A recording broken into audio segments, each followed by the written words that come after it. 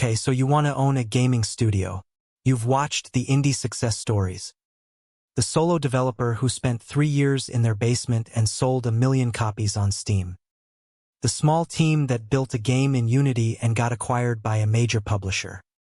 The studio that launched in early access, built a community, and now pulls in $500,000 a month. Discord channels full of fans. Twitch streamers playing your game. Revenue notifications every time someone clicks buy.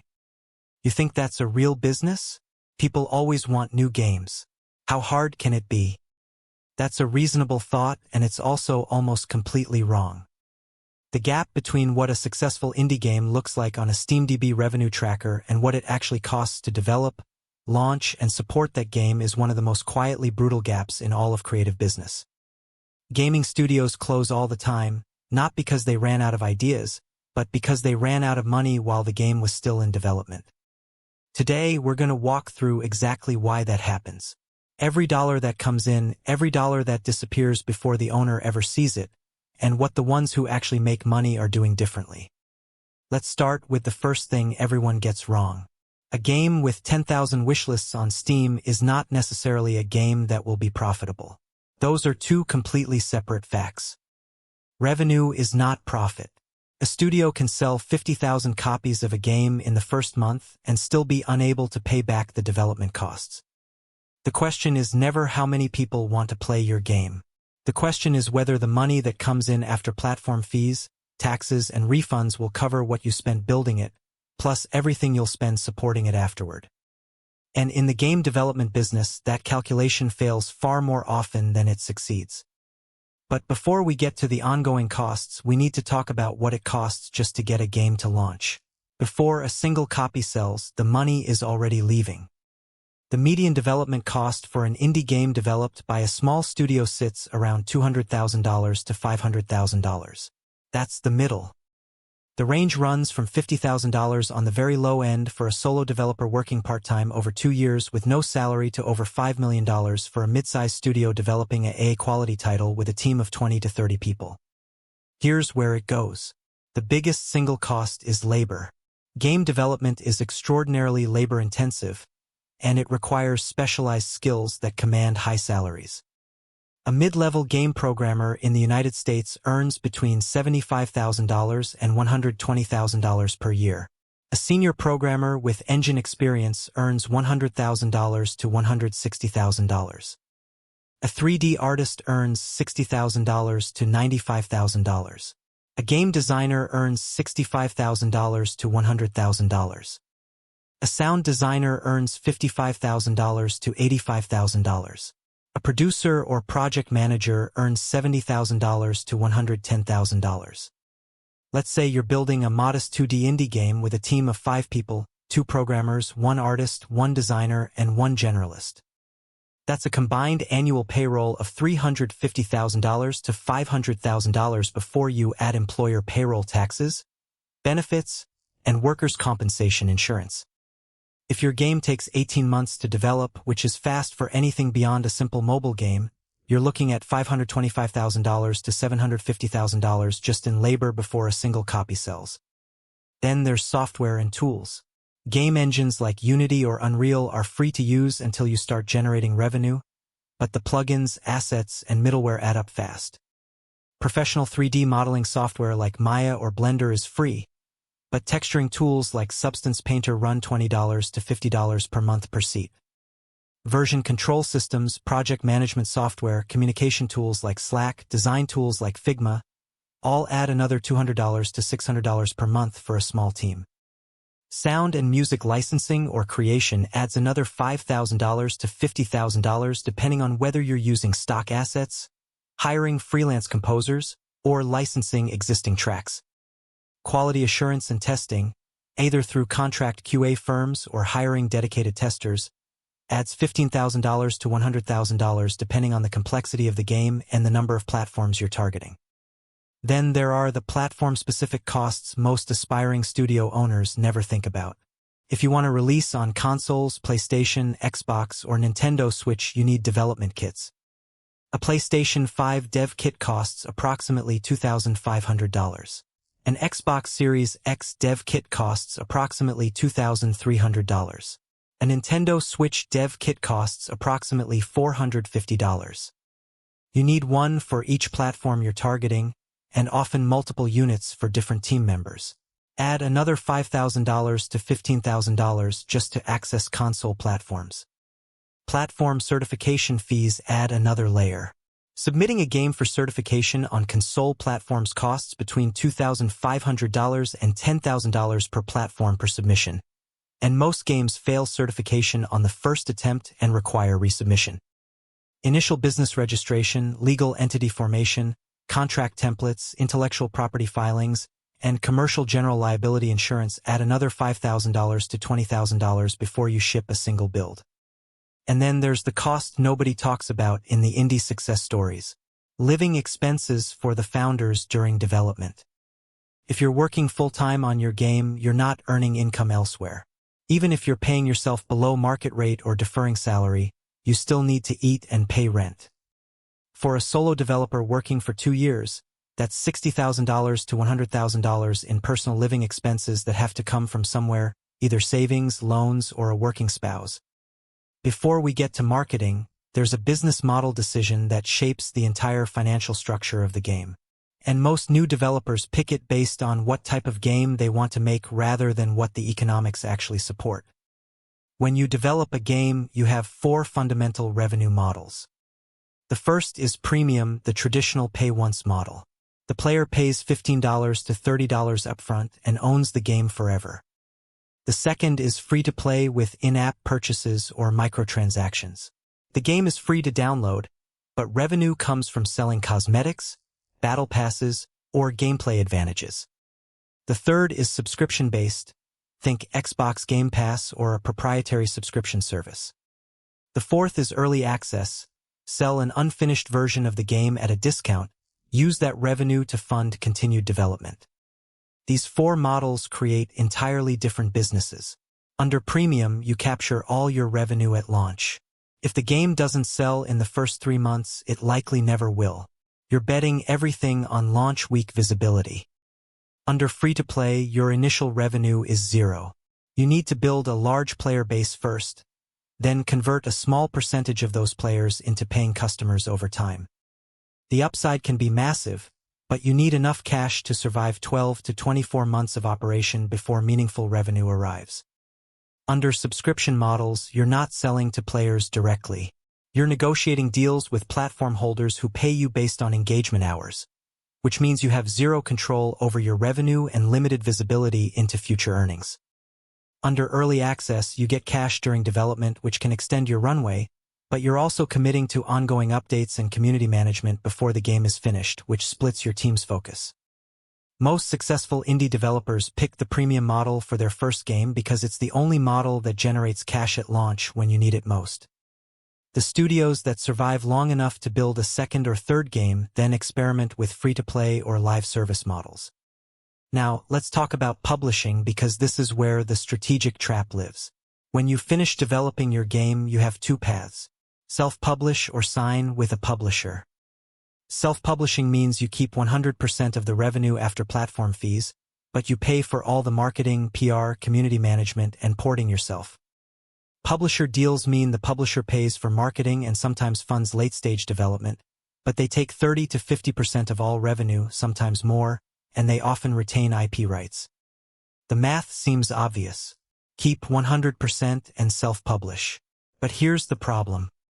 A game that launches with no marketing budget on Steam gets buried under the 30 to 50 new releases that hit the platform every single day. Even a great game with positive reviews will fail commercially if nobody knows it exists. And effective game marketing, getting streamers to play it, running paid ads, attending conventions, working with influencers, costs between $50,000 and $500,000 depending on the scale of the campaign. If you don't have that capital, you have 2 choices. Launch with no marketing and hope for organic virality, which happens to approximately 1% of games, or sign a publisher deal. The studios that self-publish successfully do it after they've built an audience through previous games or because the founder has deep pockets and can fund a proper marketing campaign. The cost of running a gaming studio every single month during development is relentless. Let's build out what a typical development period actually looks like financially for a small indie studio developing a mid-scope game. Say a team of 6 people building a 3D action-adventure game over 24 months with a target launch price of $25. The first and largest cost is salaries. On a team of 6, total monthly payroll including employer taxes runs approximately $40,000 to $60,000. Over 24 months, that's $960,000 to $1.44 million. Office space, if you're not fully remote, runs $2,000 to $8,000 per month depending on the market. Even remote teams need collaboration tools, cloud storage, server costs for multiplayer testing, version control systems, project management software. Add another $1,000 to $3,000 monthly. Software licenses, subscriptions to 3D asset marketplaces, middleware licenses, analytics tools. Add another $500 to $2,000 monthly. Contractor costs, outsourcing specific art assets, hiring a narrative designer for dialogue, bringing in a consultant for monetization design. Add another $2,000 to $10,000 monthly depending on the phase of development. Then there's the QA and testing budget that scales dramatically as you approach launch. Early development needs minimal testing. The last 6 months require constant QA across multiple platforms, builds, and configurations. Budget $5,000 to $20,000 monthly in the final 6 months. Add it up. Over 24 months of development, a 6-person indie studio burns through $1.2 million to $2 million before the game launches. Every month that development extends past the original timeline adds $50,000 to $80,000 to that total. Scope creep, the slow expansion of features and content during development, is the single biggest reason games go over budget. A feature that sounds simple, let's add a crafting system, can add 3 to 6 months of development time. That's $150,000 to $480,000 in additional cost for a feature that may or may not improve sales. Now, here's something most people watching from the outside never think about: the cost of platform fees. When you sell a game on Steam, Valve takes 30% of every sale. Epic Games Store takes 12%. Console platforms, PlayStation, Xbox, Nintendo take 30%. Mobile platforms, Apple and Google take 30%. If you sell a game for $20 and Steam takes 30%, you receive $14. Then you pay income taxes on that $14, roughly 25 to 35% depending on your structure and location. After taxes, you're keeping approximately $9 to $10 per sale. If your game cost $1.5 million to develop and you're keeping $9 per sale after platform fees and taxes, you need to sell 166,000 copies just to break even. For context, the median Steam game sells fewer than 5,000 copies lifetime. The gap between break-even and median performance is catastrophic. Now, let's talk about the part of the business where the real money actually lives. And it's not the base game sale. A standard premium game that sells for $25 and generates $17.50 after platform fees and keeps $11 to $12 after taxes is a one-time transaction. Once the player buys it, you never generate revenue from that customer again unless you release DLC or a sequel. Downloadable content and expansions are a completely different financial category. A DLC pack that sells for $10 costs between $30,000 and $150,000 to develop depending on size. If you sell 20,000 units of that DLC to your existing player base of 100,000, you've generated $140,000 in revenue after platform fees on a $100,000 investment. The margin is strong because you already have the engine, the tools, the audience, and the distribution. This is why successful indie studios plan their games around post-launch content from day one. The base game builds the audience. DLC and expansions build the profit. Games that derive 30 to 50% of their lifetime revenue from DLC operate at fundamentally better margins than games that only sell the base version. There's another revenue stream that top-performing studios treat seriously: merchandise and licensing. A game with a passionate fanbase can generate revenue from t-shirts, posters, vinyl soundtracks, art books, and licensing deals for toys or other media. This revenue requires no additional game development, carries high margins, and extends the commercial life of the IP. Studios that develop merchandise and licensing strategies generate 5 to 15% of their total revenue from non-game sources. Industry average studios generate 0 to 2%. On a game that generates $2 million in lifetime sales, that gap is between $0 and $300,000 in additional profit. Before we go further, if you're finding this breakdown useful and you want to understand how businesses like this actually work under the surface, subscribing to the Money Map and leaving a like genuinely helps us keep making these. Now, back to what's draining the profit before it ever lands. The game development business has a hidden financial risk that most studio owners catastrophically underestimate. Refunds. On Steam, players can request a full refund if they've played less than 2 hours and purchased within the last 14 days. For certain types of games, short narrative experiences, puzzle games that can be completed quickly, refund rates run between 10 and 25%. That means for every 100 copies you sell, 10 to 25 get refunded, and you receive nothing. The revenue you thought was earned disappears.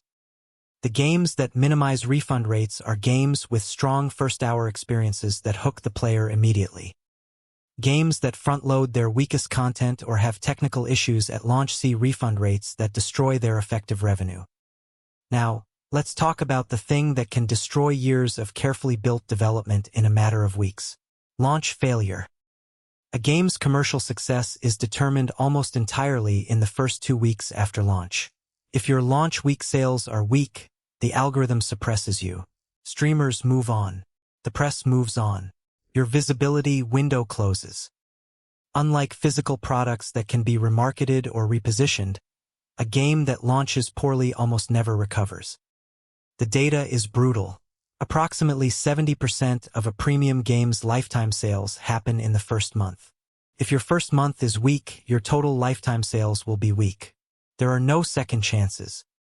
The studios that avoid this invest heavily in pre-launch marketing, build wishlists on Steam for months before launch, coordinate with streamers and press, and ensure the game is polished at launch.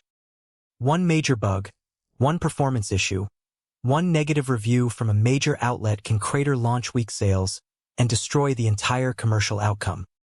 Let's talk about seasonality because the calendar affects game sales dramatically. The November to December holiday period accounts for 30 to 40% of annual game sales across the industry. Steam's seasonal sales, summer sale and winter sale, drive massive spikes in revenue for discounted titles. But launching a small indie game in November when Call of Duty, Assassin's Creed, and major AAA titles are releasing is commercial suicide. Your game gets buried. The best launch windows for indie games are January through March and September through early October. But if your development runs long and you miss your window, you're waiting months for the next viable slot, burning cash the entire time. Now, let's talk about the thing that looks like the obvious next step after a successful first game, immediately starting development on a second title, and why doing it too early destroys profitable studios. A studio ships a game, it sells well, and the team immediately jumps into developing the sequel or a new IP. The problem is that successful games require ongoing post-launch support. Bug fixes, patches, community management, content updates. If the entire team moves to the next project, the first game's community dies, reviews turn negative, refund rates increase, and long-tail sales collapse. But if you split the team, both projects suffer. The studios that handle this well maintain a small live operations team on the shipped game while the majority of the team moves to the next project. That requires hiring, which increases fixed costs, and it requires the first game to generate enough ongoing revenue to fund that team. Let's zoom out and look at where this all lands financially. The video game industry generates over $180 billion globally, but that revenue is catastrophically concentrated. The top 1% of games generate approximately 80% of all revenue. The median indie game on Steam sells fewer than 5,000 copies at an average price of $15. That's $75,000 in gross revenue. After Steam's 30% cut, that's $52,500. After taxes, approximately $36,000. If your game cost $200,000 to develop, you've lost $164,000. The top 10% of indie games operate in a completely different category. They sell 100,000 to 500,000 copies at $20 to $30, generating $1.4 million to $10.5 million in net revenue after platform fees. At that scale, even a $2 million development budget generates strong profit. But reaching that tier requires not just a great game, but perfect timing, effective marketing, platform featuring, streamer adoption, and often just luck. So, what actually determines whether this business works? Development costs must stay below 50% of realistic revenue projections based on comparable titles, not optimistic projections. Team size must be kept minimal until revenue proves the concept. Scope must be ruthlessly controlled. Marketing must represent 20 to 40% of total budget. Post-launch content must be planned from day one. Platform featuring and wishlisting must be secured before launch. And cash reserves must cover at least 6 months beyond expected launch date, because games always take longer than planned. So, is owning a gaming studio actually worth it? If you walk in thinking your passion for games is what builds the business, it probably isn't worth it. Most people who approach it that way end up working 60 to 80-hour weeks for 2 years, ship a game that sells 3,000 copies, and close the studio deeply in debt. But if you walk in treating it as a structured creative production business with real budget discipline, real scope control, real marketing strategy, and real financial modeling based on median outcomes, not best-case scenarios, the gaming studio business can be genuinely lucrative. A disciplined studio that ships a successful indie game can generate $500,000 to $2 million in net profit on an initial investment of $300,000 to $800,000. That's a real return. That's a real business. The developers who matter in this industry are the ones who can do 2 things at once. Create something that players will remember for years, and run the numbers behind that creation tightly enough that the studio survives to make a second game. The game creates the experience. The discipline builds the business. If this breakdown changed how you think about what's actually going on inside a business that looks simple from the outside, please like the video and subscribe to the Money Map if you haven't already. We break down the hidden economics behind industries like this every week. Thanks for watching.